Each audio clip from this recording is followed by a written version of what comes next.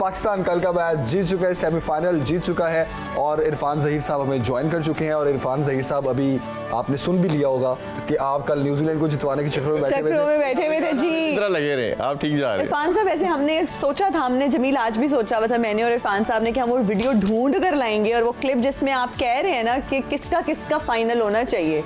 देखें, मैं गलत साबित होता भी रहूं और पाकिस्तान जीतता रहे, ये हमें यही चाहिए। मुझे इसी में बहुत खुशी है। हम चाहते हैं आप गलत साबित होते रहे और पाकिस्तान जीतता रहे। कोई बात नहीं, मेरी खुशी भी इसी में है। अच्छा, मैं गलत प्रूव होता रहूं, कोई बात, मेरी प्रेडिक्शन गलत होती रहे, बस पाकिस्तान जीतता रहे। पाकिस्तान जीतता रहे। सारे पाकिस्तानियों की खुशी क्या है, अपने इमोशंस का लोग जो है ना तरह तरह से इजहार कर रहे थे। आपकी भी इस टाइम वैसे आपकी भी यही इमोशंस होने चाहिए। ऑलमोस्ट ऐसे ही है, लेकिन मैं इसको सेलिब्रेट इंशाल्लाह फाइनल के बाद करूंगा। नहीं, क्या बात हुई, मतलब आपको भी साथ साथ सेलिब्रेट करना चाहिए। आपने तो वही बात कर दी है, करेंगे एक दफा।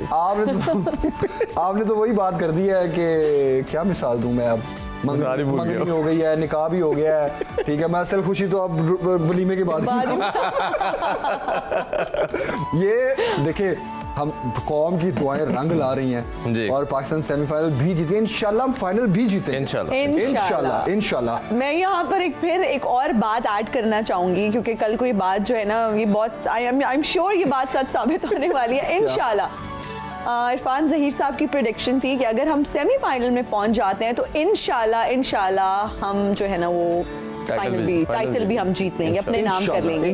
और ये क्लिप जो है ये सेव कर लीजिए, फाइनल के बाद हम जब चलाएंगे और जब सेलिब्रेट कर रहे होंगे, इरफान साहब जब केक लेकर आएंगे, पाकिस्तान का झंडा उसके ऊपर बना होगा, तो हम ये क्लिप भी जरूर चलाएंगे। अब हम सवालों की तरफ आते हैं जी। इरफान ज़हीर साहब, कल न्यूजीलैंड की परफॉर्मेंस इतनी बुरी क्यों रही? देखिए, मैंने कल भी बात की थी कि थोड़ा सा वो कंप्लेसेंट हो जाते हैं और बड़ी एक कैलकुलेशन के साथ इनिंग्स खेलते हैं। देखिए, T20 के अंदर सबसे इंपॉर्टेंट चीज़ होती है पावर प्ले।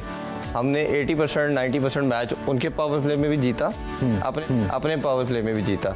उनके पावर प्ले में जिस तरह हमने कहा कि अर्ली ऑन विकेट ले लेते हैं हम, खास तौर पे एलन की विकेट जो थी, रन आउट एक कर दिया कॉनवे को, और फिर हमने जिस तरह फिलिप की भी 7वें ओवर में विकेट ले ली, तो पावर प्ले के अंदर ही समहाउ हमने उनसे मैच उनके पावर प्ले में जीता।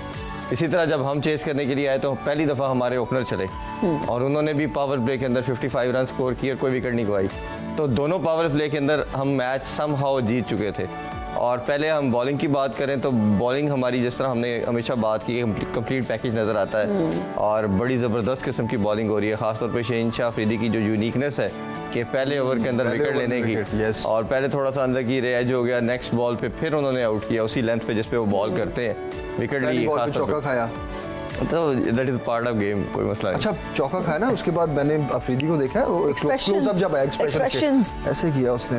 अच्छा, क्या मैं देखता हूँ। अच्छा, ये होता है फास्ट बॉलर पहली बॉल ना जरा लूजनर कराता है, इसी वजह से कि एक तो खैर वो वार्म अप हो रहा होता है, दूसरा ये होता है कि उसको ओपन अप भी करता है, बैट्समैन को थोड़ा सा रिलैक्स करता है कि ये तो बड़ी इजी बॉल आ रही है। तो बैट्समैन उसी स्टेट ऑफ माइंड के अंदर अभी होता है कि अब मुझे ये लूज बॉल आएंगी और मैं हिट करूंगा।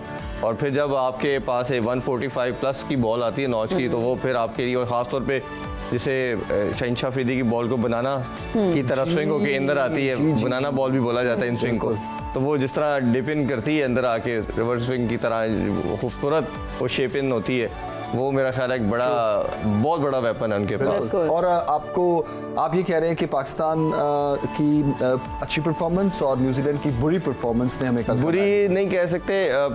देखिए, न्यूजीलैंड का मैंने एक और चीज़ कहा कि ये अगर इन पे अटैक किया जाए ना, इनकी एक वीकनेस है, अगर आप इनसे नॉर्मल क्रिकेट खेलेंगे ना, आप कभी नहीं इनसे जीत सकते, क्योंकि इनकी कैलकुलेशन और हर चीज़ बड़ी एक एक्यूरेट होती है। सिर्फ इनको गिराने का एक ही तरीका कार है कि आप इनके अगेंस्ट एग्रेसिव क्रिकेट खेलें, अटैकिंग पोजीशन पे आ जाए, इनको खड़ा ही ना होने दें, ये ही इनके अगेंस्ट आप मेथड रखेंगे तो आप सक्सेसफुल रहेंगे। जैसे मैंने कल एग्जांपल कोट की थी फाइनल की, जो लास्ट वर्ल्ड कप का ये ऑस्ट्रेलिया से हारे थे।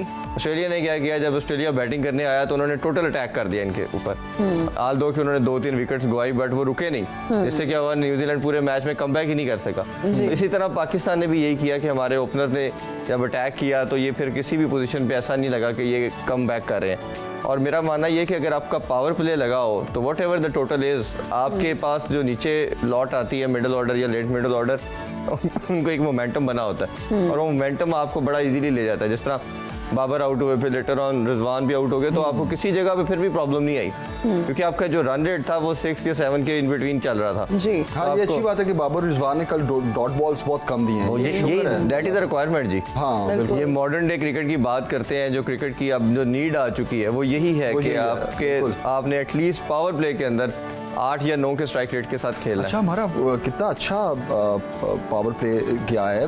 अच्छा, उसके बाद में थोड़ा हैरान भी हुआ कि आपने 13वें ओवर तक जो स्कोर रोका हुआ था, जी अगले 7 ओवर्स में आपने समझे डबल स्कोर दे दिया। नहीं देखिए वो हम 13 ओवरों में शायद 59-69 पे थे। नहीं, उनका 13 ओवर में 85-90 के करीब था।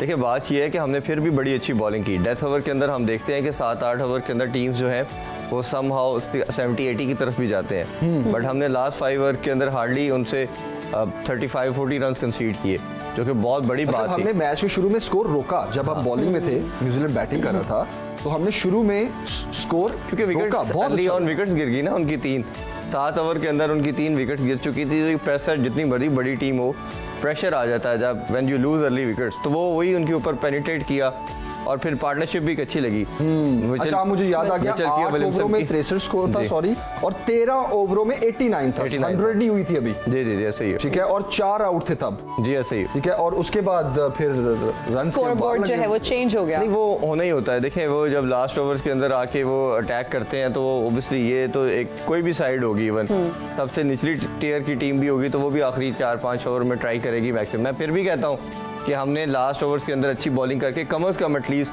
15-20 रन कम दिए।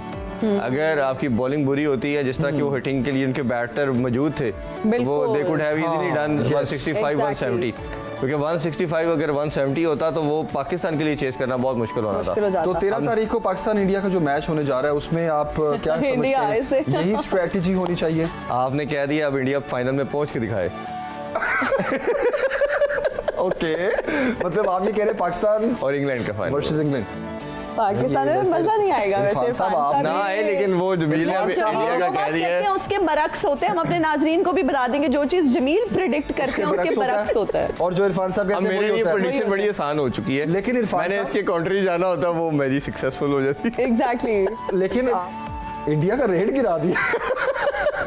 ये बात करके आपने इंडिया का क्यों ना गिरा करें। दिया। उनके एक अमित मिश्रा का मैं देख रहा था, उनके स्पिनर थे, उनका कल ट्वीट एक देखा, उसने कह दी another setback in world cup, Pakistan है won the semifinal and best of luck for the final.